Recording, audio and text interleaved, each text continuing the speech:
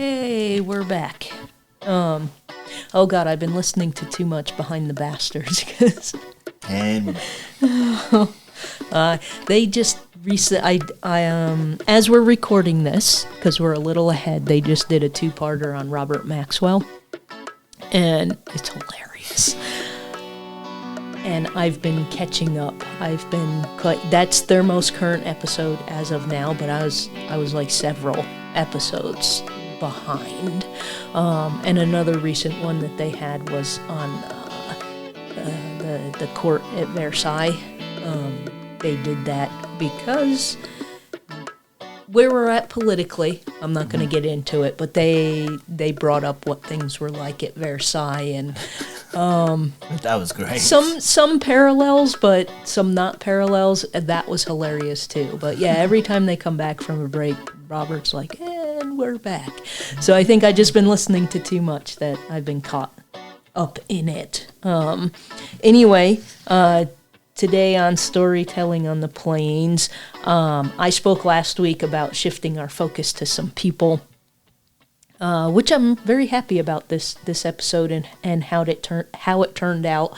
I was also thinking about doing Signal Butte, but I have a plethora of information about Signal Butte, which it's going to be a two-parter, and there's also some archaeological stuff at the base of Signal Butte. And when I sat down to start working on it, I still had 100 pages to read, and I didn't feel like I could do it justice in the time I had. So, do you know?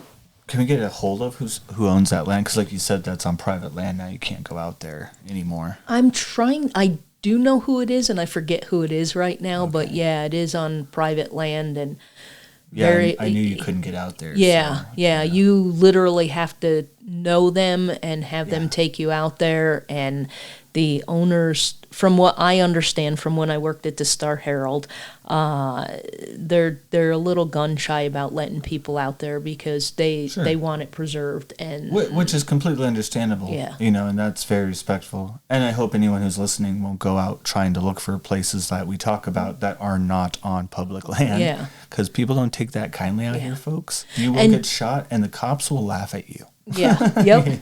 No one's going to be on your side.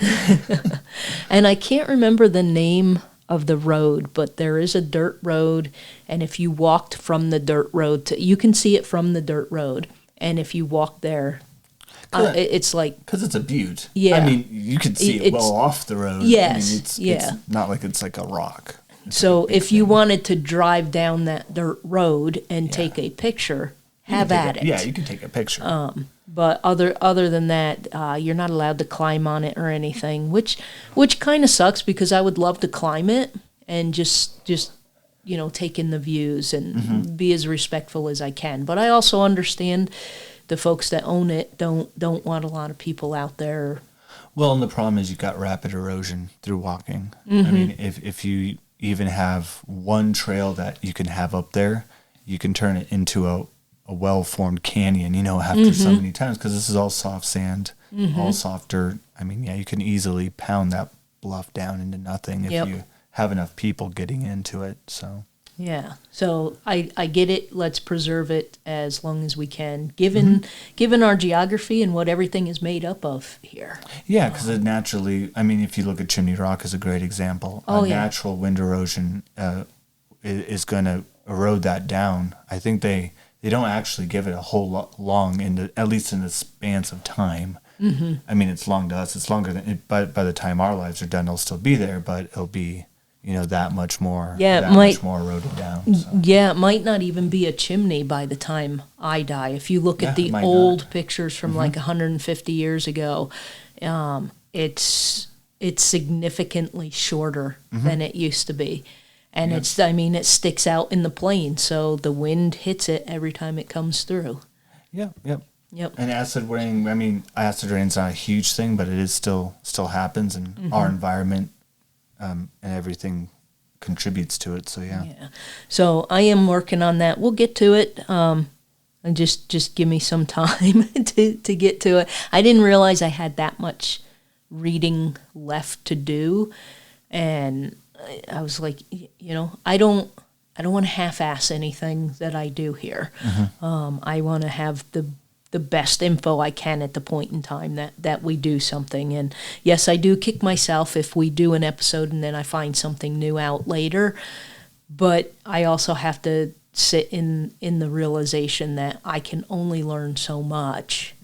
And there will be someone who hears what I did and knows something else. Or I'll be randomly looking for something and something else will pop up later on. That's just the way things are. And for the most part, we're just trying to teach you the history of the area out here, the stories of the people and places, and with the full knowledge that someone else is going to know more than we do. Or that it might not be correct. Yeah, and if it's not correct, I want to be corrected so we can fix it. And if I had the time and the money, then we could sit down and do addendums to things and go back and re-upload episodes, which is why I try and correct things at the beginning of the next episode. So if we do find something out, we'll correct it, but it does take a lot of time. It's not hard work, editing this and putting it up online. It's the research. But the it's is hard. Yeah, it's the research, and then once it's up there, then I have to go and redo it. And that takes time. It's not hard. It just takes time. And then to re-upload it as and something edited, new. So we're just trying to do the best we can here. So no Signal Butte today.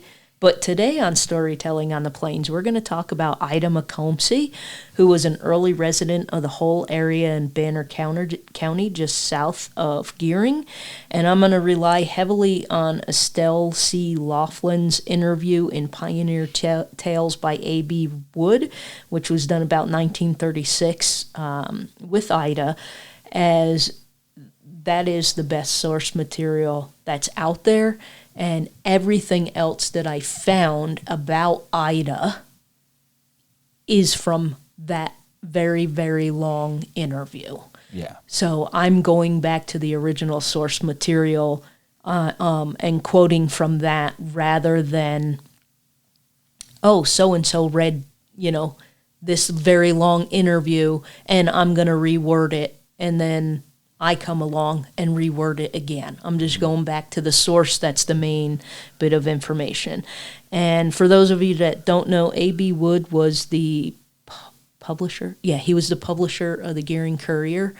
And he was a very prominent dude in town, and he does have a book called Pioneer Tales. I do have a copy of it. I believe I also have a digital copy of it. And I found that on the Internet Archive. So downloaded it and saved it. I've seen it somewhere too. It's quite a popular. It's very book. popular. It's very yeah, popular, especially around here. Yeah, Gearing and Scottsbluff libraries both have copies of it. Okay. And we just, for the most part, the things that E.B. Wood wrote, we also got to remember he's a dude. He's got grudges, and so sometimes when you read stuff, you're like, oh, really? And if you know that and understand that, then.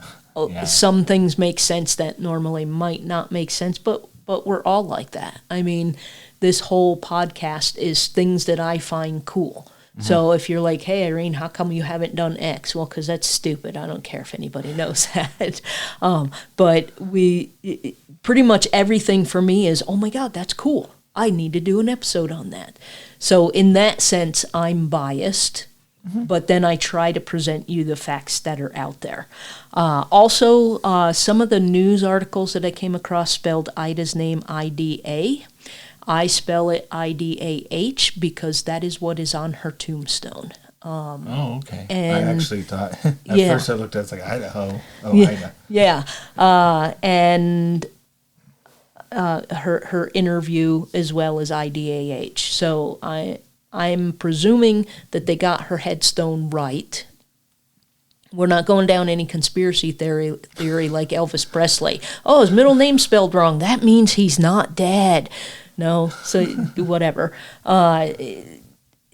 It's just, if you read my transcript, it's not spelled wrong. That's the way it is on her tombstone, so that's what I'm going with. And I believe that's the correct spelling of it. We've just dropped the H over time, because she was, she was born in the 1800s and passed away in 1946.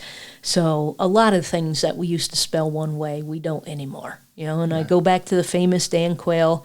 He got a lot of crap for spelling potato with an E. And Wait a second, you don't spell it with an E? Not anymore. What he should have been criticized on was not keeping up with the times. But in some places in the U.S., because if I remember correctly, I think he was about the same age as my mom. Some places you learned it with an E, some places had already moved on. And so it depended where you were at, whether you learned it that way or not. But at that point in time, he was in his 40s, I think. You should have learned by then that you don't spell it with an E anymore. I mean, I do the same thing. If I learn one way to spell something, like the color gray, I'm always screwing that up because AY is American and EY is British.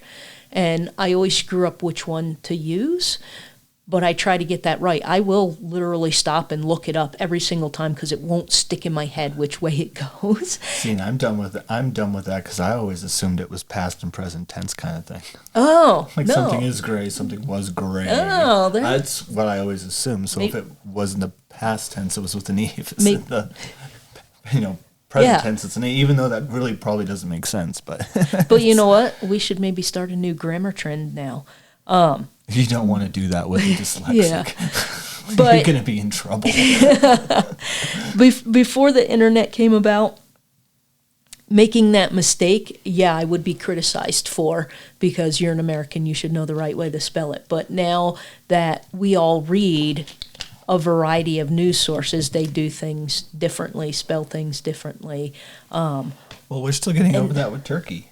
It's not Turkey anymore. It's Tukri or Tukre or whatever. Yeah, I'm not sure how to... It's not pronounced Turkey anymore. Yeah. And it's actually offensive if you say Turkey, but the newscasters here still say Turkey, not Tukre. And the same thing is, I bet you grew up learning Kiev in Ukraine. Yeah. It's Kyiv.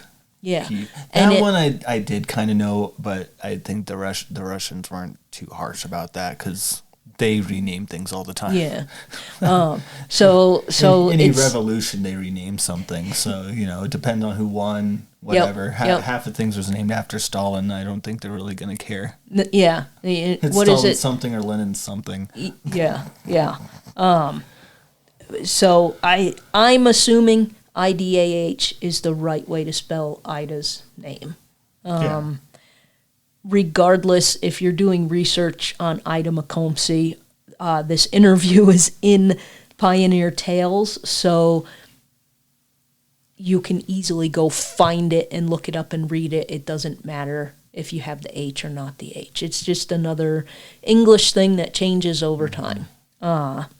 Because I think today as well, we would pronounce that H a little more. It would be Idah rather than Ida. Or the H is silent, which is probably why we dropped it. Yeah, yeah. So anyway, so there's your little English lesson today. So in 1888, Al Smith and his wife Maddie decided to follow Horace Greeley's advice and head west. And Horace Greeley was a very famous dude back in the 1800s, and a lot of people listened to what he had to say. He's not from here, so we're not getting into Horace Greeley. Maddie was Idah's sister, and Idah joined the couple on their trek out here. She left her home in Tulane, Stark County, Illinois, and hooked up with them in Oskaloosa, Iowa.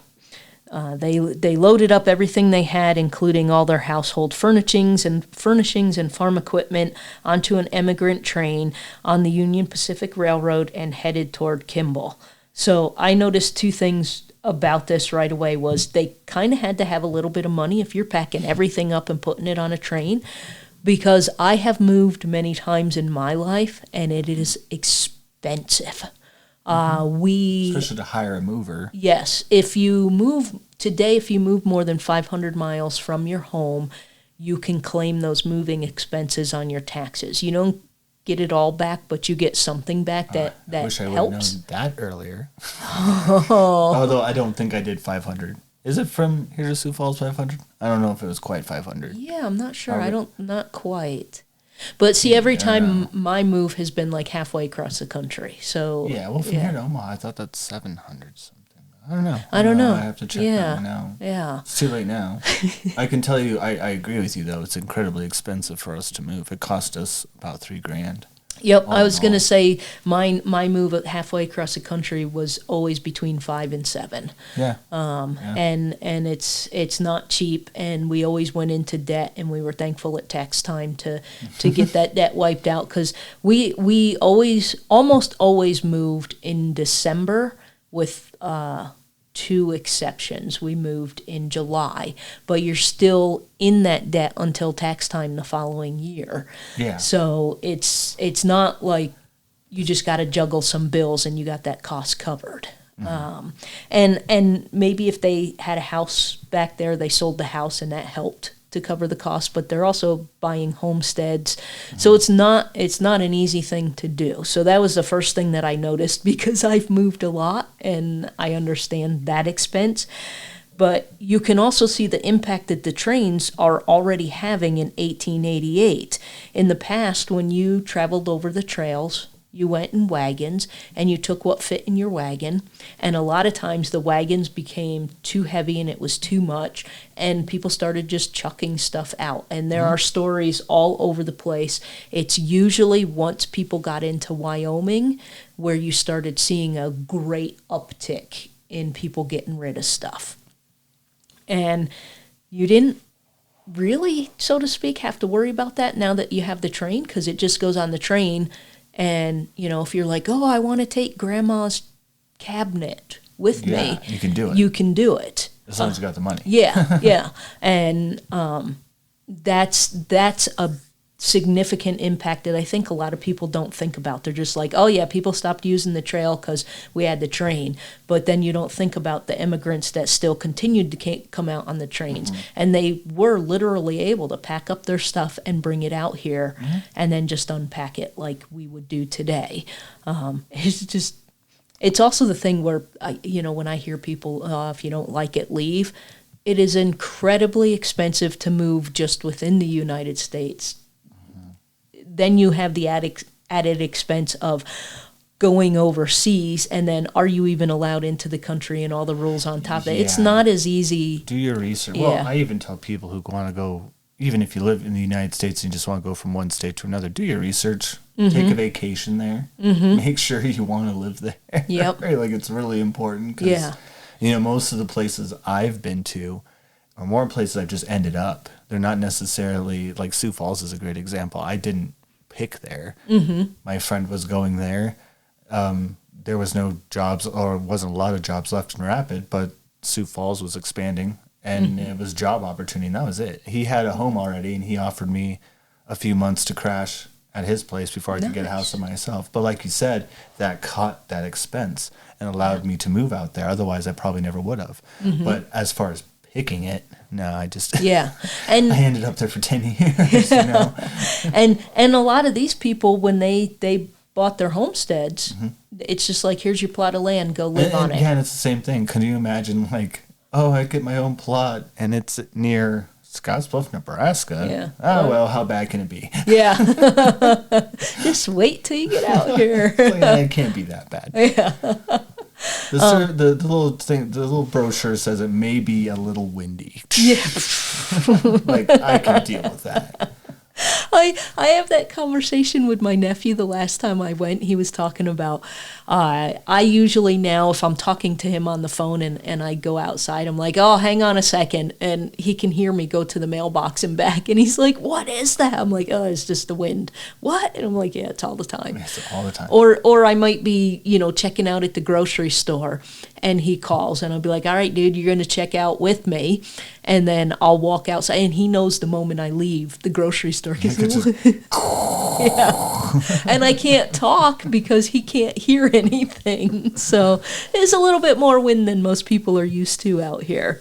So Idah settled in at Mingo, which was near the Hull community. So today there is a website about the Hull community. This guy named Jack Preston in town is trying to preserve the history, and so he created the website and is trying to keep the history alive. Okay, and so I was going to ask you about that. Yeah. Yeah, and you can actually go onto the whole community's website, and he has this entire interview cut and pasted into a page because, Mingo was its own little community, but it was part of the greater Hull community. And it's Hull, Hull. Yes. For our listeners, not Hall, Hall. It's with a U. In case anyone wants to look this up. Thank you for that, because I didn't even realize that I could have been not enunciating well enough. I'm hearing it without looking down. It's like, is she saying Hull community or Hull community? No, it's Hull, like the hull of a ship. Yes, exactly. And her claim was next to the Mingo post office, which gets a little confusing later on, but we'll get to this later. Idah made a point in her interview to note that the Ammermans, Warners, Elm Rose, and I.N. Rose, the father of Mrs. Elsie Cross, Card Whipple, Theo Deutsch, Frank Beers, and others, whom I do not recall at present, also homesteaded in the area. That's interesting. Yeah. I'm a part of the Cross family. I doubt it's this Cross family, but Cross was actually it was a terrible name back then because there's so many people that used it. It was a common immigrant name to take. Okay. Very, very common. So when she got to America, it's basically, like Jackson or anything else like Cross. Like Smith? Like Smith. Okay. I mean, Cross really is like that. If you look up the name, it is so common. It's Smith. Okay. But you come across this a lot. At least in this area, people want to also remind you. It's their way of saying, I'm not really important enough to be interviewed. These other people lived here too. They should be remembered too. And so you find that a lot when you're going through personal interviews. They'll be like, oh yeah, Connor lived down the road from me. And up at the roadway. Yeah. Up the roadway. There's old man so-and-so. And because I still live in this weird New York, Nebraska mix, I have a little bit of both. Yeah, Connor just lives a little ways away from me. Down the road away. I think it's funny working where I work, and you get to talk to a lot of people, and you get people who are asking for directions who've never been into town, and I'm explaining to them, oh yeah, Walmart, it's just down the road, literally just down the road, and they don't want to go there because it's too far away. Because they're not familiar with the town. They see Scottsbluff City. I'm like, oh, well, it's a city. It must be traffic, must be terrible, right? And I was like, no, it really just takes a couple minutes to get to Walmart. Yep. But no. Yep. So Idah's brother-in-law, Al, just mentioning the relationship again, because Al's going to come up a few more times. Al had a homestead, and Idah had a preemption on 160 acres. And for those of you who don't know, a preemption was controversial, mainly because speculators found a way to abuse it. And according to Wikipedia, preemption was a term used in the 19th century to refer to a settler's right to purchase public land at a federally set minimum price. It was a right of first refusal. Usually this was conferred to male heads of households who developed the property into a farm. If he was a citizen or was taking steps to become one, and he and his family developed the land by putting buildings, fields, fences up, he had the right to then buy that land for the minimum price.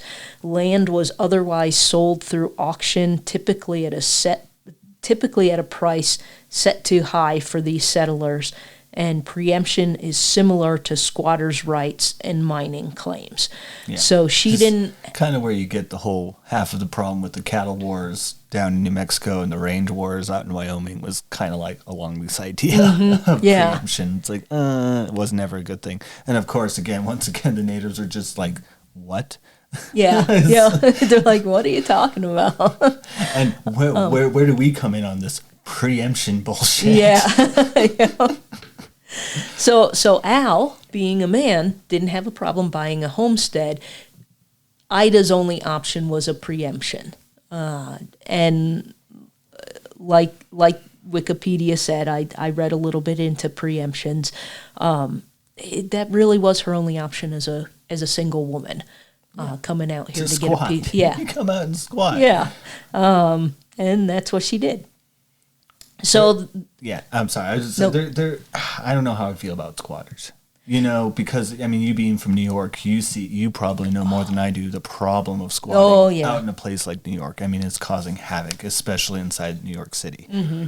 But I mean, out here, I mean, shit, that's how half of us got out here. Mm-hmm. Was squatting. Well, actually, let's be fair. All of us white folk got out here by squatting. Yeah, mean, it wasn't. Let's face it. Yeah, if we're going to be completely honest, but I guess it was more acceptable. Even to this day, in certain circumstances, he's like, well, you weren't there. This house was vacant on this property for 10 years, and it's just a shell. And yeah, I do drugs and everything, but I'm squatting here. Yep. So it's just like, yeah. So, but at the same time, I mean, what are you doing? They're not hurting anything except themselves most of the time. Yeah. I mean, they do abuse and vandalize sometimes, but. Which I guess is the big problem with squatters is they don't respect the property. Yeah. And a lot of times squatters, because I don't want to stereotype, but a lot of times people that are squatting have other things going on in their life that aren't necessarily legal. Well, exactly. And some of them may have some mental health issues, and then you have to figure out how to deal with that because different states have different squatters' rights laws as well. They do. That's why New York is so bad. And so if you stay there long enough, then you do have that right to stay, even if you don't own them. Yeah, it gets to be a legal mess. In 1888, it wasn't that much of a mess yet. It was more the speculators were finding ways to abuse that because they would just come. So her preemption, which we'll get to in a minute, the law at the time was you had to stay there for 5 years. But these surveyors or these speculators basically, would come up and either turn it into a farm and rent it to someone or put a building up, and you had to be there so many days out of the month. And so, you just get somebody to be there. And then at the end of that time, you can sell that plot of land you buy it at this minimum. So let's just say that it was $5 and in 5 years it's worth $50. Well, because you had this preemption piece of paper, you still bought it at $5, and then you can immediately flip it for $50, and you don't have to do anything. So it's like the real estate industry. Yeah, kind of. And I'm sure regular people abuse the system too. It's just the things that I was reading was speculators were the biggest abusers of this. Sure. So there are a couple of reasons to settle in this area, and if you look at a map today, there still are, relatively small towns out here. The community of Hull is gone, Mingo's gone. There were several little communities down there. They're all gone. And it's all just big old ranch areas now. Yeah. There's really not even much of the skeletons of the city left. You'd have to know where they were. If I remember correctly, and I would have to go look it up on the Hull website, I think there's 2 buildings left in what used to be Hull and the cemetery. Okay. And that's it.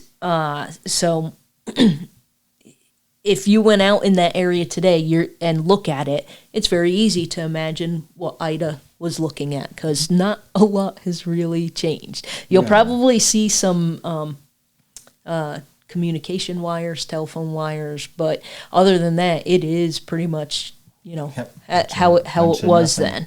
So at the time, the main line for the Union Pacific Railroad was in Kimball, and the entire whole area was closer to Kimball than if you were in Gearing. So the train line hadn't come in through Gearing yet. And do you want to go all the way up to Gearing? And you got to either go over the Wildcats or around the Wildcats to get to Gearing, or do you just want to stay, 10 miles south in the whole area? It made more sense. It was a lot easier to get to the railroad from there. And then the railroad also had a lot of land grants that they sold to prospective settlers out here. So they bought up a ton of land south of Gearing and sold those land grants off into homesteads. And so that's why you got that cluster of folks over there in Hull.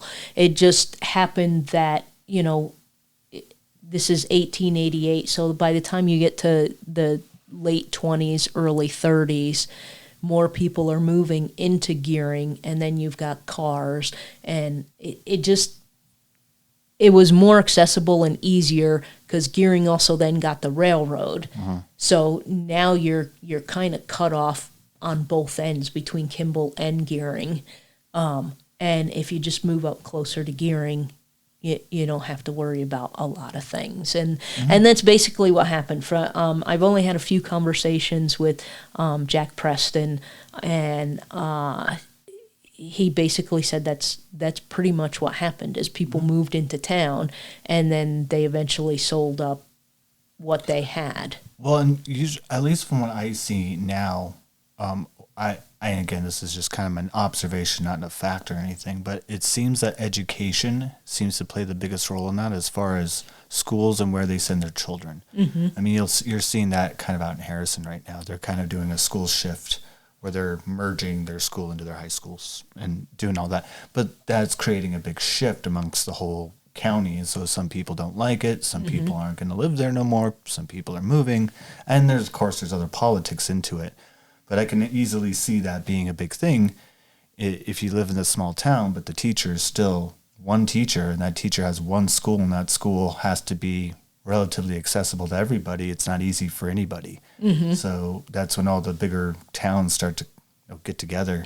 And you get those big schools where you can easily get your kid there and not make him walk, as my grandpa always used to say, a mile uphill both ways. It's not barefoot. I walked 2 miles uphill after school, but I walked 2 miles downhill to school. So I only had to walk uphill one way. And it kind of sucked because it was at the end of the day. You're tired, I don't want to walk uphill, but I kind of had to. I couldn't do it.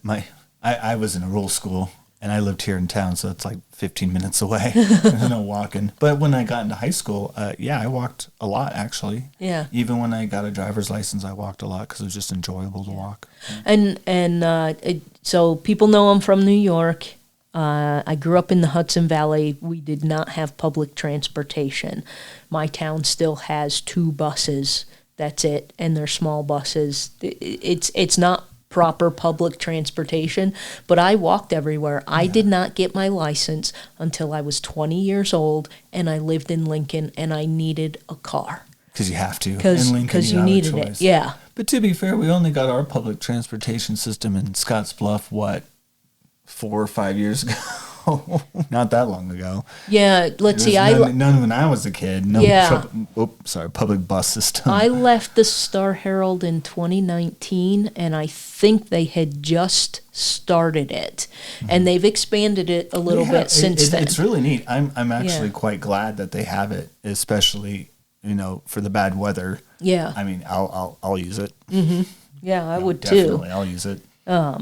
So those are the reasons why, my opinion, why they're coming out here. So in Illinois, Idah was a printer.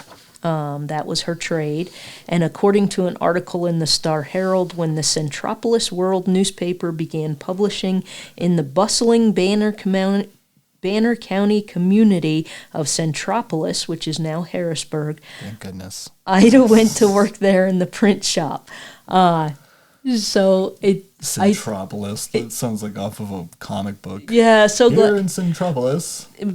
So glad they changed it to Harrisburg. But I found it funny that the quote in the article was the bustling Banner County community. Because if y'all have ever been down to Harrisburg today, no. I went to a graduation there, I think in 2007. I think it was shortly after my own graduation or slightly before, but I think the graduating class was like 7 or 8.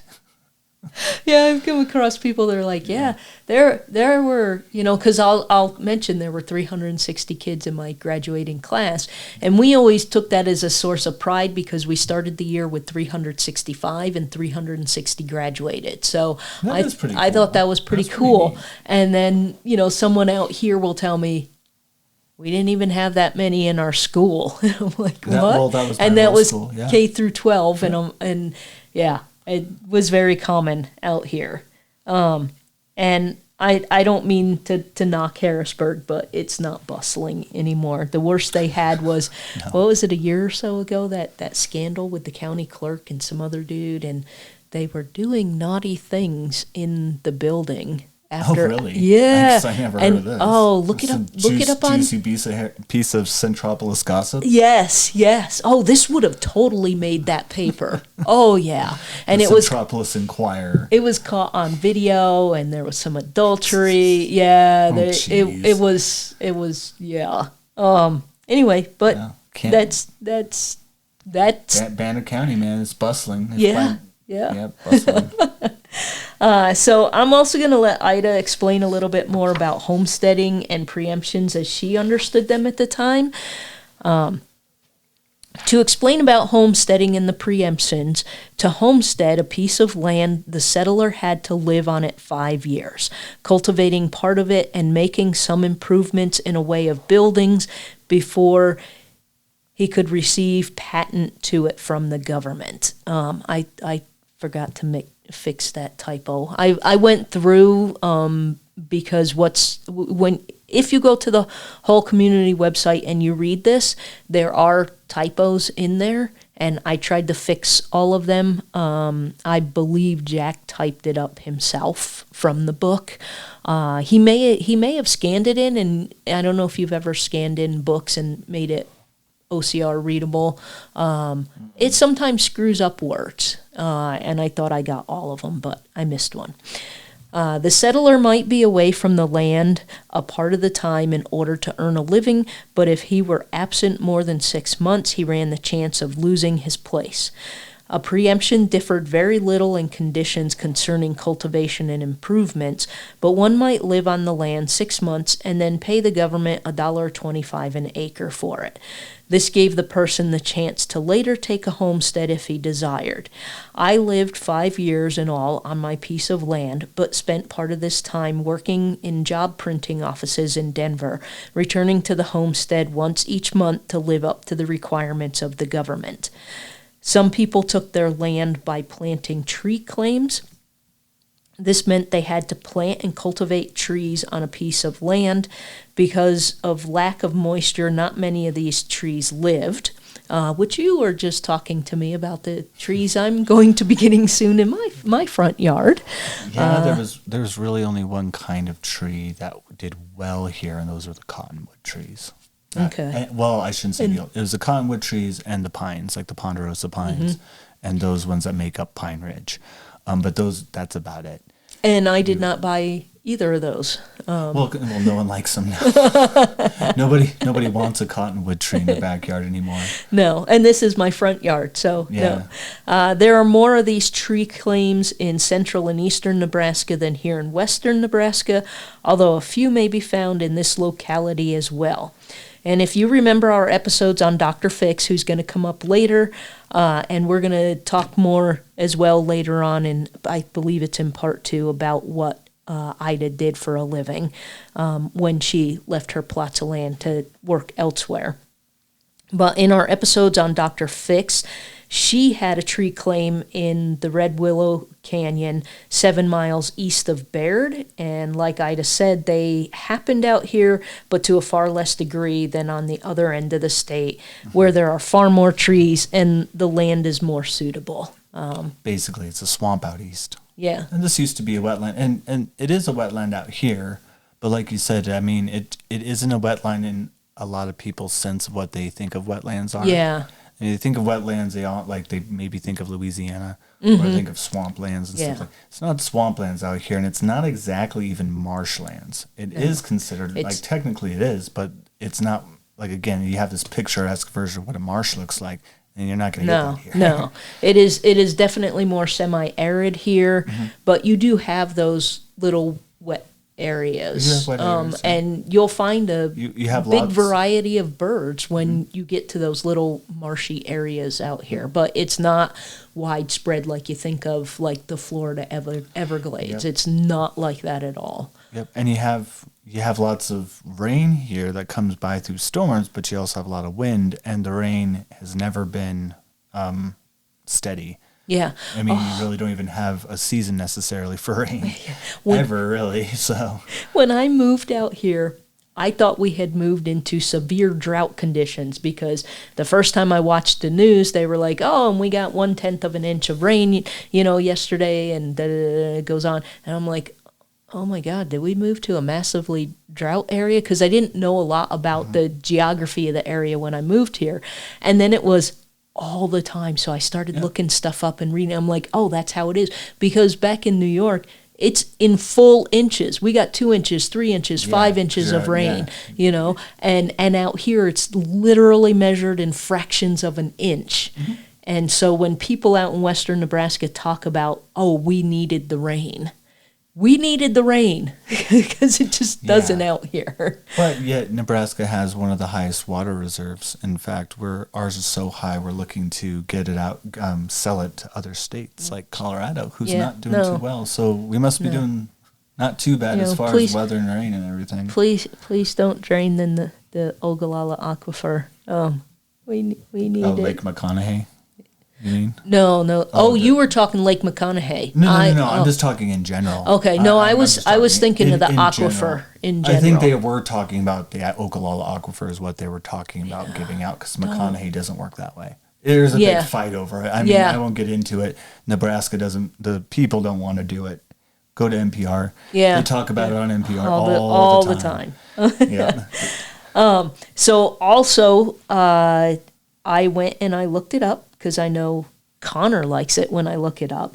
$1.25 in 1888 is $42.08 in 2025 dollars. So it was $42 an acre. Yeah. The thing I neglected to do that I just now thought, I don't know how much an acre of land is out here now. I don't even have a ballpark figure. I could have told you that not too long ago, because I was just looking that up. Okay. Was it more than 42 an acre? Yeah. Okay. It's quite more than 42 an acre nowadays, yeah. Okay. Nowadays, yeah. That would be cool. If I could get an acre of land for $42, shoot. There wouldn't be any patch of land left out here. Okay. No. I think you're well into the thousands of dollars. Okay.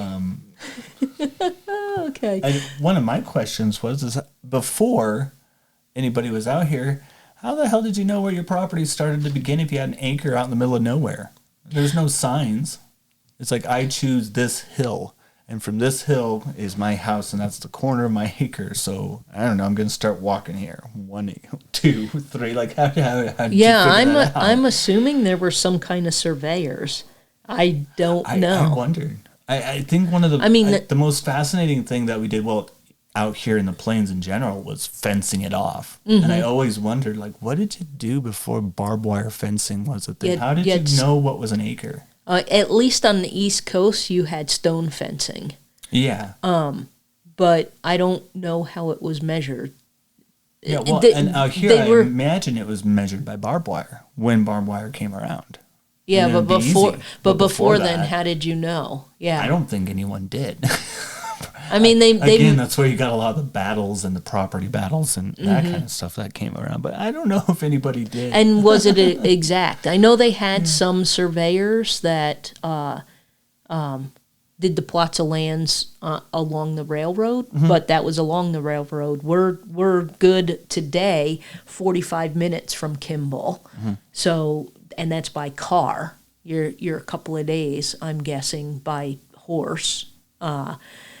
if you're going to the whole area. So if somebody came out and surveyed it and measured it, you assume it's accurate, but how accurate is it? You know what I mean? To this day, my backyard is off.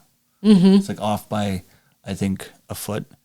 It's technically not my property. Yes, and you get those battles today. Oh, yeah. It's like, oh, yeah, luckily we don't, knock on wood, have any problems with the neighbors and hopefully never will. But, yeah, there's kind of a technical line dispute there. So yeah. So that was... Little things, you know. And I would think, too, that maybe in 1888, when they're first coming out here, maybe it wasn't that big of a deal if I was a foot over into yours. Well, and you wouldn't think so, right? Because, I mean, you're not... Even if you had cows, again, this is before barbed wire. If you had them fenced in, it was very rudimentary and not very big, I imagine. Otherwise, I imagine you just let them free roam. Yeah. So it was more important to brand your cows than necessarily keep track of your land. Yeah. You know. And it was probably more, gentleman's agreement type stuff. And, because you see that today, there are folks that own cattle. Mm-hmm. They know, John Doe down the street raises corn, and they'll rent out his field in the winter and bring his cows over there, and they eat up what's left of the corn. My father-in-law does that. Yeah. So I'm sure there was some kind of agreement, and it probably wasn't super specific. So back to Ida. My sister and I had always lived in town, and she knew little of life on a farm, and I knew even less. My brother-in-law secured work with the 2-Bar Ranch in order to have some money coming in. And I did look up. The 2-Bar Ranch is still around today. So, still here. Interesting. Oh, same family? I don't know. That'd be interesting. I wonder if it's the same family. Yeah. That'd be cool. Some people at that time who were homesteading near us traded wood from the hills for supplies, and some picked bones off the prairie and hauled them to Kimball in exchange for groceries and other necessities. But most of the younger men worked for the ranch companies. It wasn't possible at that time to make a living off the homesteads, although the ground was rich and with sufficient rain anything grew.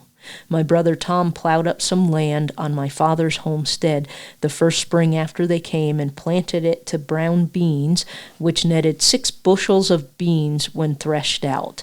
And those are all English words, and they don't make any sense to me because I'm not an ag person.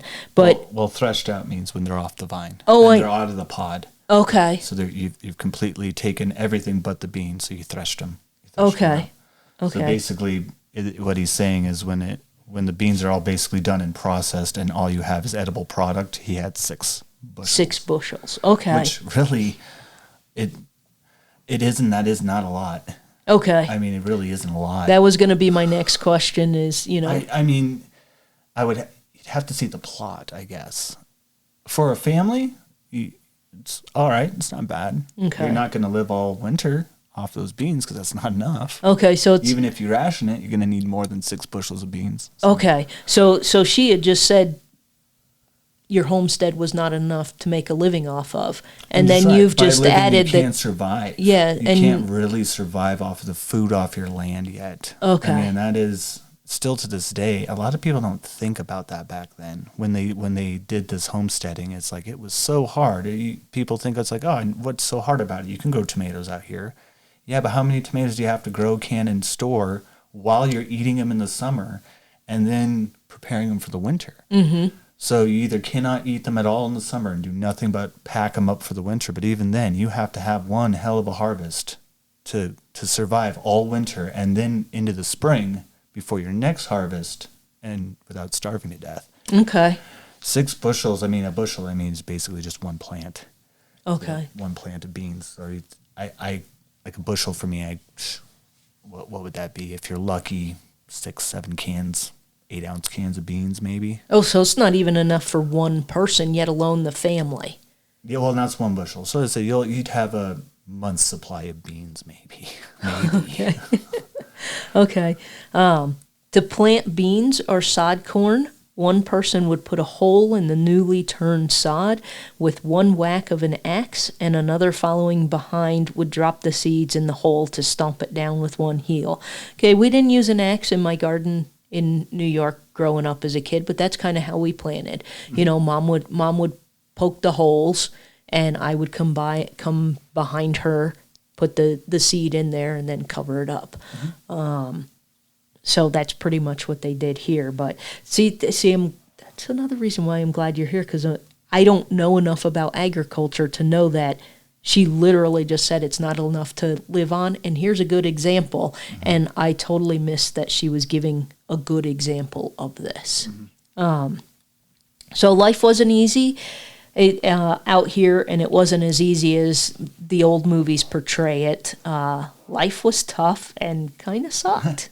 It was. Well, they actually do a very good homestead little documentary. It's like one of those ones, I think they did it almost back in the 90s, or like early 2000s, because it didn't look very, very modernly filmed. But it was about pioneers. It was kind of like a survivor thing, where they took these people who wanted to live the pioneer life from start to finish. Basically, they throw them out in the field and say, go for it. But this is up in northern Canada. Okay. So the conditions are a little bit different, but kind of definitely puts you in the mindset of what they had to do. Yeah. And they actually, in the video, they had to rely off the Amish community and the Hutterite community nearby to make it through the winter. Because they just couldn't do it. There was just no way. Okay. And which also explains, and they also kind of explained then why the Hutterite communities did so well in those areas as pioneers, because these were Hutterites that were pioneers from pioneer families. These are the people that were ancestors, basically. So they would tell these people, it's like, that's why we're a community. Like you couldn't just do it as a family. You had to have families to do this, to make this work. And what's the biggest thing today in Scottsbluff is being an individual, being individualistic. You can do it on your own. And it's like these towns out here are literally here because they were communities. They were all communities. They were all together. Often, as we've talked about, sometimes just two church parishes or one church parish would be one town. It'd be one town because they all belong to one church. And that was that. There's a lot of examples of that out here. So Yep. Okay. So my sister and I stayed on the land while my brother-in-law was gone and made an effort to carry on. First of all, dugouts were built. The dugout on my preemption was an excavation in a bank, and the front part was built of logs with a front porch which had a 4-pane glass window. The roof was made of timbers from the hills, and these were covered with smaller poles to act as rafters, and then covered with brush and 2 layers of sod placed on top. The dugout leaked when the spring rains came, and there was no floor in it, but the ground soon became packed so hard that it could be swept as any wood floor would be.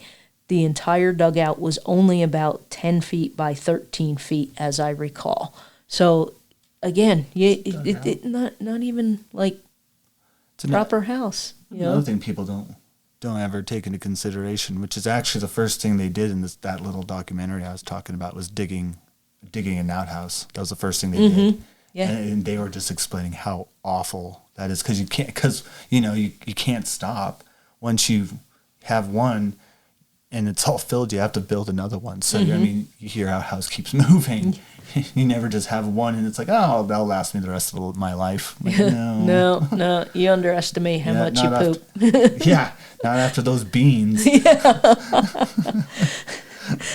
So one spring, Ida and her sister wanted to help with some plowing. And, that's another misconception we have as well, that, women didn't do any work out here. They did do work. Oh, yeah. Out here, you didn't have a choice. And on this day, they in particular, they wanted to help because they noticed it was getting late, and Ida said she wanted to do something to make ourselves useful. So she felt, me and my sister are just chilling out here, and the men are working, and things aren't going to get done before it gets dark, and things need to get done. So we're gonna find a way to be useful. So Al was working with the 2-bar, so they go out they go out to the team of horses, one black horse and one white horse, which was almost totally blind. And I did go look up what 2-bar means because I'm not an ag person. So as far as I can tell, the 2-bar ranch is still the same one that's been here, that Al was working at. But I was trying to find out what the term is meant, because when I looked it up, I got a ton of results, and there's tons of other places named 2-bar. But in addition to the ranches and farms with 2-bar in their name, I only found a cattle feed trough with that name, but I don't know honestly what it is or where the name came from, but it has to be some kind of ag term, because I'm literally looking at pages of different farms and ranches with the word 2-bar in it. Could be. So that's just my lack of growing up, and my search results didn't really prove anything to help me with that. And when I was because it might have nothing to do with that, because I mean, you know how names pop up every now and then. Yeah. It's like, and it could just where be the name 2-bar came from. Yeah. And it could just be somebody was like, oh, 2-bar, that's cool. And then someone else was like, oh, hey, that place is called 2-bar, and I live in Colorado, so I'm going to name my place 2-bar. You know, I don't know. Somebody's buddy in Chicago that he never could pronounce right. It's like, it was Tamar, not 2-bar. My name was Tamar. Now you name me 2-bar. What the heck? It reminds me of your best friend's name. You don't even remember your best friend's name. It reminds me of Die Hard 3, where they go, Jesus, why you keep calling me Jesus? That's not my name. Well, that guy over there said, he said, hey, Zeus. My name is Zeus. Oh, God. So anyway, I tried to find out what that meant, and I don't know enough ag people to even know who I could go to ask. I know plenty. I'll have to ask somebody. Yeah. Maybe, I don't know if they'd know though. Yeah. It's one of those. It could be one of those lost to history things, terms. Yeah. So we hooked them up to a little grasshopper plow. Forgot to look up what a grasshopper plow is, but I'm assuming it's a smaller plow than a regular size plow. I guess. My sister was to do the driving while I made the furrows. I knew how it should be done from watching others, but bear down on the handles as I would, I could not seem to get the plowshare started in the prairie ground deep enough to turn a furrow. And this reminds me of when I first started to drive a stick shift. I understand how it had to be done, but yeah, it took a while for me to really actually do it. Oh, you need to have some strength or some weight behind you to get that plow into the ground as the cow's hauling. I remember doing that for farm day, when they used to have farm day out there. And so there you go. You just mentioned the cow's pulling it. She's got 2 horses, one which is almost blind, pulling it. So maybe horses. It's not enough strength. Well, I mean, I'm sure the horses are strong enough. What I mean is she's probably not strong enough to keep it down into the ground. Okay. Because you have to put your weight into it to keep that metal machine down. Otherwise, the horses will pull it just fine, but it'll just skip on top of it. I mean, it won't dig into the ground. Okay. Because you kind of have to like pivot it up a bit, and then you have to put your weight hard down into it. So it's hard. It's hard to do. I'm guessing with me, the additional lack of height would probably make that difficult as well for me to do. Yeah, and I mean, and again, not to be too sexist, but it'll always be harder for women than men. Yeah. And well, for some men, not for me. I would be right along there with the women. Be like, nope. We need to hire a guy to come do this. Each time the team would start after some slapping and coaxing, the plow would skid along the top of the ground, like you just said. While making our best efforts, we spied a horsebacker coming in the distance, and not wanting anyone to see our poor attempts, we hastily unhitched the team from the plow and hurried into the house with them. I just died laughing. Damn, this is embarrassing. Quick, get inside. Yeah, just leave everything and go back inside. So this is the best part. Al is very particular about his machinery, and Ida talked about that. He doesn't own a lot, and I get it. I don't like people messing my stuff up. A lot of times I'm hesitant to loan some things because I'm like, yeah, no. Well, on a plow, that was expensive. Yeah, and so if somebody... And essential, you had to have a plow. Yeah, so if they broke it, busted it, broken it, lost it, yeah. Yeah, so I get Al is particular about his stuff. So these ladies knew this. And the horsebacker arrives and sees the plow lying about and thought someone had borrowed it from Al and left it outside to be damaged by the elements. So this horsebacker guy is totally ticked off for Al and goes off ranting about how careless people are with somebody else's property. This is such a typical Nebraska thing. I swear this is such a thing. This happens to this day, folks. I swear this happens to this day. Oh, you should have seen so-and-so do such and such. I don't know who it was, but I saw it and And it wasn't even his. He borrowed it from somebody else. It's like, was it Snow's? No, it was my cousin's, but man, I'm mad. Yeah. And you know what? I do the same dang thing. Like, we have one pan that we use to bake things in the oven, a 9x12 sheet pan.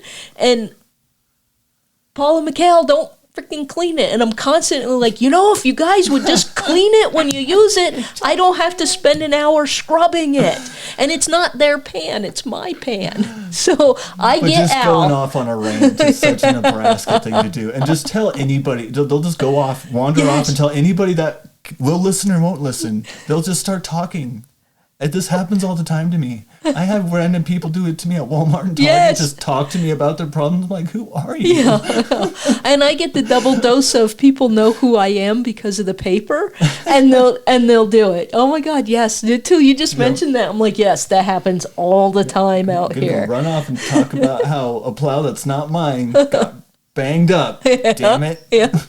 So apparently this guy was so angry that Ida and Maddie eventually fessed up that they were the guilty parties, that they did it, and they explained what they were trying to do, and everybody laughed about it because they understood they were just trying to help. And imagine if you're the horsebacker and you're just riding along and you see this equipment out there. And you wouldn't know. You wouldn't know. But on the other end, there's Maddie and Ida going, "Oh my God, they can't see how crap we are," and they just take off. So I imagine there were lots of hijinks around out south of Gearing. Yeah. Well, it gets boring out here. You gotta keep yourself entertained. So Ida and Maddie loved Western Nebraska so much that they wrote to their parents and told them to gather up their young siblings and move out here. I have to admit that I too love the openness of this area. That was one thing Ida absolutely adored about here, was the wide open spaces. I love being left alone, and I love doing my own thing. And a lot hasn't changed in that sense out here. There are still people that love. I mean, no one really understands why I like it out here, but it is really conducive to my mental health, and I just like being out here and being by myself in a way I could never get on the East Coast. Even though I grew up in the Hudson Valley and I can be alone in my home, there are far more demands on me there than here. And I can go, my friend Jenna, she'll just randomly text me and we'll have a conversation throughout the day. But she's kind of like me too, and we never leave our house. But, oh yeah, I hung out with Jenna today. Yeah. Technically I didn't because we were texting all day, but that's the way that we communicate sometimes, and because we're both, just kind of leave us alone kind of people, that works for us and works for our friendship.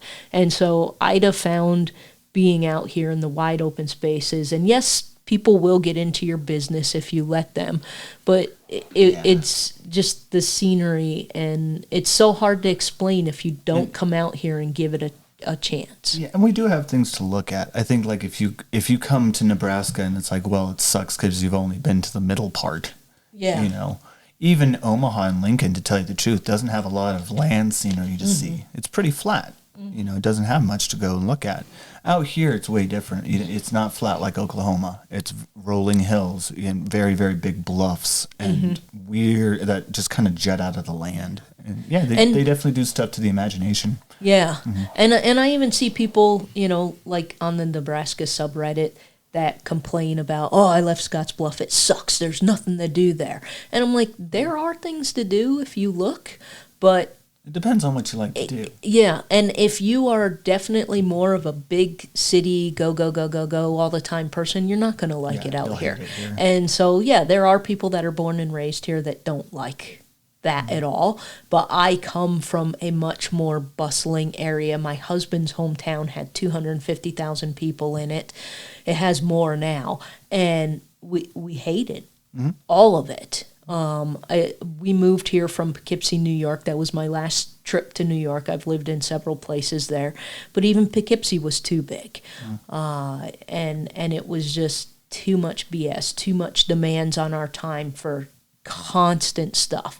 And out here, I can literally, like, there are times where I only see you when you come here and we record this. And that's true. You can disappear. For a while. and at least on my end, it doesn't matter because you know that that's how I am and that's how things are, and it's not a big deal. And I am actually rejuvenated by that, and I thrive on that kind of stuff. So, to some degree, I think Idah probably did too, because she did spend pretty much the rest of her life here. But we'll get to that in part 2. So, Idah and Maddie's father, Charles, was a mason and plasterer by trade. They all thought that Idah and Maddie thought he could do well out here and continue his trade. Their parents sold up everything they had and moved about a year and a half after Idah settled in the area with their own homestead, so it was like 1889-90. Charles worked in Cheyenne part of the time, and they built a log house on their homestead which didn't have a floor. And I'm going to quote from Idah's interview again. They put straw on the ground and then stretched ingrain carpet over it, fastening it securely all around, and had a very pleasant home, living better than many other homesteaders at that time. Another neighbor at that time was Simon Ritchie. He had built a sod house. To build a sod house, okay, so before we get into the building the sod house, her dad, Charles, was a mason and a plasterer. He's going to run into the same kind of people that my brother-in-law does. My brother-in-law is a painter and decorator, so he knows all the right electricians to go to, the right plumbers, the right masons, the right plasterers. So I'm guessing her dad knew those same type of people, and that's why it wasn't a big deal for him to spread out this kind of carpet thing, because he probably picked up those kind of things along the way. And I don't know for sure, but that's just kind of what it reminds me of, because if I went to England and said to my brother-in-law, I need a plumber, he would tell me who the plumber was. He would be like, don't even get quotes from anybody else, go to this guy. And he may even be able to do some of the basic plumbing work just because he's been in this career for 30-some years. More than that. He started when he was 16, and he's 50 now, so many, many years he's been doing this. And so I think that's why maybe her parents had a little nicer looking house, because her dad knew how to do these things. So Idah's going to explain to you how to build a sod house. To build a sod house was a real art, and one well built stood for many, many years. In fact, I believe the house built nearly half a century ago is still standing. I have a friend over, her family was in Broadwater, and the last I knew 5 years ago, the original sod building that was on her family's property was still there. So it's a lot longer than 50 years. Yeah, and there's no really reason for them not to, again, if they're well made, because, I mean, you're basically just moving the grass around, but the grass still grows and everything still functions, and you don't have anything like trees to bust up the walls with their roots. Yeah. So yeah, if you build it well, it'll stay. There's something that tugs at one's heartstrings about a little old soddy standing neglected, with cattle perhaps rubbing against the sides until it topples over, or with high weeds growing about in the summer and drifts of snow covering it with a white mantle during winter. The following verses, I feel, have a meaning of any old settler who, perhaps, was housed in a soddy during the summer heat and winter blizzards. Now, she says verses. I don't know if you're supposed to sing this or not. I'm not singing it. Dear little house of sod standing in the sun, your usefulness is almost done. And like all else that's made of clay, you too must soon decay. I hate rhyming poetry. You are homely, you have no marble halls, yet a home was made within these earthly walls. The blessedness of Christ was there, and sacred memories linger everywhere. Beneath your roof so mean and low, we've watched the summers come and go. Little children have romped over your floor, sang and danced through the open door. Out in the meadow, rabbits have played in the dew, and in an open window, songs of birds have floated through. Once when the angel of death was almost here, we learned that the best of neighbors were near. Yes, dear sod house standing in the sun, your usefulness is almost done. But within your walls so earthly and bare, I found the peace and blessedness of care. And so, like the poet of old, I can say, mid pleasures and palaces though we may roam, be it ever so humble, there is no place like home. I did do a search to try and find out where that originated, and it just kept coming back up to the whole community website. So, but Ida didn't write it, so someone else wrote it, and maybe one day I'll find out who it was, but pretty cool. So Ida's brothers John and Skip and her sister Bertha attended school in a sod schoolhouse on Frank Beers' homestead. And remember back at the beginning of the episode, she had mentioned the Beers were in the area. Ida noted that Miss Lizzie Wilson from Peru, Illinois, taught there and later became Mrs. Frank Beers. So, even in an interview about her, there's a little bit of gossip. So, Lizzie comes out here. She's going to teach. Excuse me. And she finds a man. She finds a man. Scandalous. She's lost her marbles. And the schoolhouse was on that man's property. So I can't talk. Part of my father-in-law got remarried to the Sears family, and they have a similar story actually. Her mother was a school teacher, and her father was a farmer. Okay. And they met out in Harrison. Oh, okay. And it was it's actually a very, very cute, lovely love story because her father only recently passed away, and they lived quite a long time out on the same little place that they built, raised her and her sisters, her brothers, and all of that. So it was really cool to go out there one Thanksgiving and see all that because they had like the old stove. Oh. And a lot of the old stuff. The old homestead was still there right behind the house. Mm-hmm. And it was a wood one because they were in the Pine Ridge area, so they didn't have to use sod. They could use wood. Right. But yeah, it was still really neat. Really cool to see. Cool. So yeah, it's a fun little love story. Yeah. And I'm sure this was a fun little love story. It doesn't really mean anything. You can make anything scandalous. In her interview, Ida wanted younger people to know and understand that building a sod house required a lot of art. There was more art than science to it. And it's not like building a home today. If the sod house was not built correctly, it would sway back and forth before crumbling. So she thought it was important to explain this to them. Well, and if you look at sod houses, they dig them in and dig them up.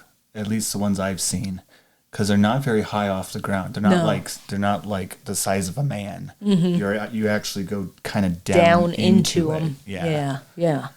So to build the sod house, the men first plowed up some ground that was good black soil and plenty of grass on it. The sod strips then were cut into lengths of about 3 feet and laid in the same manner as bricks for a brick wall. The foundation for the house had to be level and the walls kept perfectly true. For if they were built otherwise, they would fall down when they settled. And, that's something people don't think about either, is houses settle. Ours, well, not mine now, but the one I grew up in would creak a lot when, the ground was settling. Well, and her saying that finding good black soil, that would have been so hard. You would have had to do this. You couldn't probably do this any time of year. I doubt you could have done this in the dead of summer. Because, you dig into the ground, you don't have anything to hold that together. It's just dust. Mm-hmm. So I would imagine you have to find the right spot and then the right time to make sure that you get a dirt brick that stays together. Because of these, like they said, these guys just basically, it's hard to explain the tool because I've seen them in museums, but it's like kind of like a square, almost like a cheese cutter. Okay. It's weird. It's like a cheese cutter for dirt, but you want to get a perfect square brick out of that. And they don't do anything else. They don't mix no concrete. They just literally dig it out of the ground. It's muddy enough so you want clay, kind of like clay dirt. You don't want like just your normal kind of dirt. And that clay will bind as it bakes, basically dries up in the sun, and then it holds it together. But that is incredibly important, and that would probably have been an art in itself just to find that kind of material. Yeah. Because like looking out in the plains now, I can't imagine doing that. It'd be so hard, especially if you're out like towards Harrison and out towards those areas, and there's not a lot of good soil out there. So yeah. And if you ever do see where a sod house was built, or if there happens to be one remaining, and you wonder why did they build it there, probably because that's where the dirt was. There was a clay resource. Yeah. So the 4 walls were carried up solid to the tops of the doors and windows. Then timbers were laid across where the doors and windows were to be located. The walls were built up about 6 inches higher than the house was to be to allow for the settling. The windows and doors were then cut the proper size. The walls, about 3 feet in thickness, were continued up at the end to form the gables, and a huge cedar ridge log from 30 to 40 feet long and probably 18 inches to 2 feet through at the butt was placed on the gables. And her describing this reminds me of some of the I don't know if they call them sod houses in East Africa, but when I was in Tanzania and we went to a museum, they had some examples of the houses. And you also had the long houses back in New York that the Iroquois would build. They had, theirs were a mix of wood and grass. But in Tanzania, they're mostly grass. They're hot inside. And I was also there in what is considered Tanzania's winter, but it was still hot enough that it would be like summer here. And yeah, I would not be hanging out inside until I had to go to bed at night, and you wouldn't have to worry about being cold too much, which we'll get to in a second, just because it retains the heat, and they're 3 feet thick. So, but the sod houses weren't that hot. No, they weren't. Because I went inside sod houses in the middle of the summer, and I was always very surprised how cool they were. Yeah. But again, a lot of that had to do because they dug into the ground. Exactly. So and the ones that I went to were all above ground in Tanzania. So that's probably why they were hotter. Well, and Tanzania is still hotter than here. Yeah, still way hotter. Humid, probably. Ugh. Yes. And like I said, we went during their winter time. And there were days where I was like, we need, and not a lot of people have air conditioning, so the house that we rented did. We were so happy to get back at the end of the day. You kind of started to acclimatize to it after being there long enough. You get used to it like you do with anything, but the first couple of weeks there, I was dying in the heat. It's miserable. Yeah. So the logs and other timber for the houses were hauled from the hills, from the ridge log or ridge pole, as it was usually called, to the sidewalls were laid smaller cedar poles to act as rafters, and on those were placed brush. Then a layer of sod was fitted very closely over this brush covering, grass side down. Then another layer of sod was placed the same way on top of the first, carefully overlapping the joints in the lower sod covering. Then a load of clay was scattered over this to turn off the rain or melting snow. Sometimes the turf side of the sod was laid up, and when the grass season came, the roof of a soddy was a beautiful roof garden with a covering of grass and weeds. I heard one beauty-loving Eastern woman who longed for a flower garden, and having no luck with on the ground, she dug little holes in the sod roof and transplanted her plants there. It was a lovely sight, but when the rains came, she found she had sacrificed comfort for beauty, as every hole was a regular sieve for the rain to come through. Whoops. So there's a reason why you didn't plant your flowers and stuff up there. Yeah, or if you did, you needed to do it wisely. Yeah. Those who could afford to buy tar paper to use on their roofs were not bothered with leaky houses and could listen to the patter of the rain in peace. However, most of the settlers kept a variety of buckets and containers handy to catch the drip when there was a rain. The good thick walls of the soddies made them warm in winter and cool in summer. They said that plants never froze in soddies during the winter. So there is a method. You know, just like if you're watching Bob Ross, there's a method to painting the pictures, but it is more art than anything else. Yeah. And you probably would also have a root cellar. It wouldn't surprise me if you had a root cellar. Yeah, I would suspect they all had root cellars. And like she said, the plants don't. If you have a root cellar, the plants won't freeze. Right. As long as you keep them in the ground. So yeah. So there is, you know, step 1, step 2, step 3, but there's art in there that you have to learn. Yes. So even though these little soddies were great in most cases, there was one big fault. They were good places for mice and rats to hide, and sometimes snakes. So continual war was waged on these pests. I killed many rattlesnakes in those days, although I doubt that I should have the courage to attempt it now. There was said to be a big den of rattlesnakes in that neighborhood, and I have heard that many snakes are still killed there, and this is in 1936. I never heard of a death from rattlesnake bite, although there may have been some in those days. And I can tell you that entire area today, you probably still have rattlesnakes all over there. I'm not going to look for them. Oh yeah. I mean, there's rattlesnakes out here, but even out here, you know, I come to mention it. It is very rare to get bit by rattlesnakes, even though they're everywhere. They're absolutely everywhere. Because we have prairie rattlesnake, which yes, you can die from being bit by them. I'm being bit by my cat right now. But we have bull snakes as well, which just hurt when they bite you. They're not poisonous. But then we have diamondbacks, which are. We don't have them here? Not here. Further down. Yeah, they're a little farther south.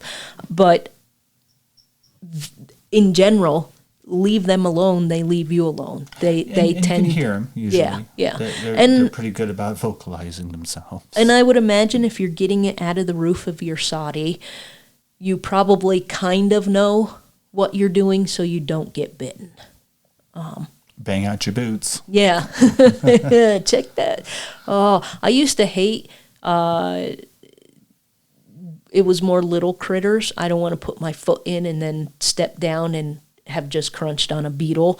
Where I grew up, I wasn't too concerned about snakes, but I didn't want critters in my shoes at all. Yeah. Oh, in New Mexico, it's scorpions. Oh, that's great. That's what you really have to worry about because they do love to crawl into your shoes. That's where that term always came from. See, everybody there's like, make sure you bang out your boots.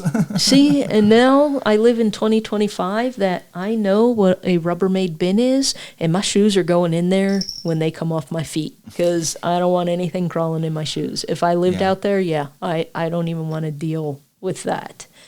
But out here, like I said, there isn't poisonous critters. We have them, but not nearly in abundance compared to other areas of the U.S. Yeah. We really don't have a lot. Yeah. You know, as long as you're not stupid, You know, and snakes are very well understood even back then to people who didn't understood what a cold-blooded reptile was, still understood what they couldn't do. Yes. And when they were and weren't out. So. Yep.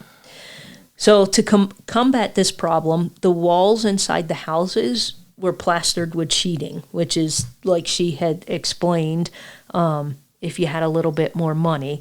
And it was tacked overhead to form a ceiling, which also kept dust from falling down on people below. And newspapers were used for window blinds, which I smiled at today, because if you pass a house today and there's window or newspaper on the blinds, you automatically think someone's growing pot inside, because that's been my experience in life. Dun, dun, dun. The D-sills or lintels by the windows made an excellent place to keep plants, and were also used for cozy little tete-a-tetes between young people. Yeah, they weren't just sitting there talking. You want to go over by the lintel with me there, Tommy? and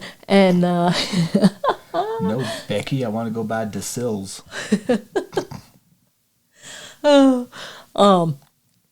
I like the fact that they were like, hey, it not only solves the dust problem falling down on our heads during the day, but, you know, if a snake or a rat falls through, it's going to land on this little layer of sheet that they made to go overhead. And there's some things I've always been, you know, it's weird when we came over here to America from England, because we really, well, even from the east out here, we really didn't use lye as much as you would think we would have used it, because you could have plastered the entire inside of a sod house in lye. You'd have to leave it alone for a while because it stinked all high get out. But then your inside's completely sealed.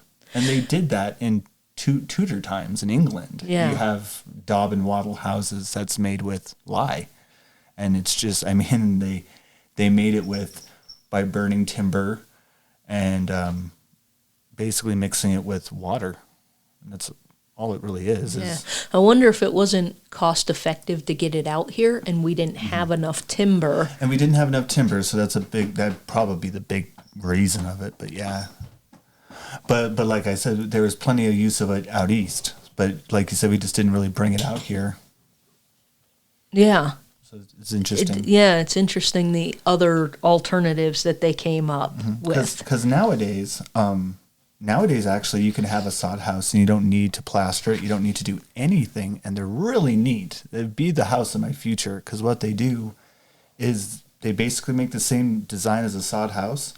But instead of digging up sod bricks, they take the dirt itself and compress it under very, very, very high pressure, and until it becomes solid, almost like concrete. Oh, okay. So you're basically making a sandcastle, you know, out of dirt.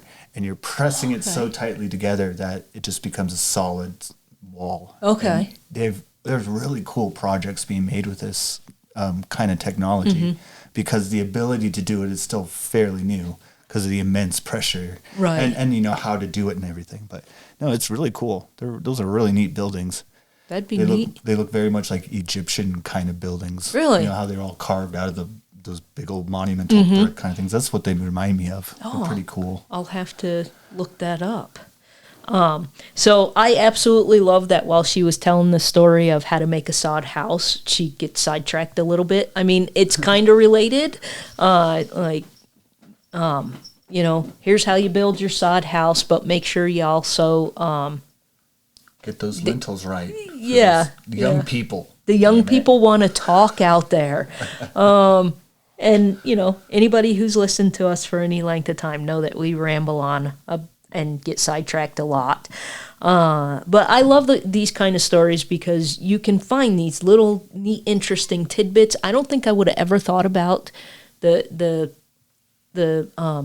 rats and the rattlesnakes not only chilling out on top of the sod house, but they might come down through. And I'm like, oh, okay. No, that was one of those things as a kid, because we went to Flower Field. I think I described Flower Field. Yes. But they have a sod house, and that is over by Harrisburg. So if you kind of want the traditional lowdown of what that sod house looked like in that area, if you ever get the chance to go out to Flower Field, that's where you go. But yeah, that was one of my first questions. Yeah. Because it was open. Yeah. Yeah, it wasn't plastered. I'm just like, oh. You're like, oh. I know how worms work. What just worms? Yeah. It's like coming down in the middle of the night, and your mouth's open. And it may have also been because we just have the written account of what she said, that she might have been talking about that, and that the interviewer was like, well, hey, what do you do when rats come through? When rats come through. You know? It's a good question. Yeah. Rats like to burrow. Yes. Amongst other things, not just rats, prairie dogs, gophers. Yeah. And so I love these kinds of interviews where you find these little tidbits about history, because sometimes you don't think about it, and because this was not my experience, I never went to Flowerfield. Yeah, it's not something I thought of. Just like if you came to New York, you might say, well, why did your family do this? And my first thought is, duh. But then I got to remember, you grew up in a different spot, so you did things differently. Well, what's really incredible about all this is, as you know, much we like to pat ourselves on the back that we survived out here, you know, making our living out of dirt, like literally, making our houses out of dirt. You also have to remember that the Native Americans did all of this without any of this. Yes. And did it for centuries. Yeah, thousands of years. They never dug a hole in the ground. Yeah. They probably thought we were the weirdest freaking people when they first they're saw like, what them. is It's that? like, what are you doing? It's like, who does that? What are you, a gopher? So now that we've got all sidetracked as well, because we do, and we now know how to make a sadi, we're going to take a break for now and pick up next time with more about Idah's life here in western Nebraska and a friendship she had with a very famous person out here, which changed her life. So for today, I'm Irene. And I'm Connor. And this is Storytelling on the Plains.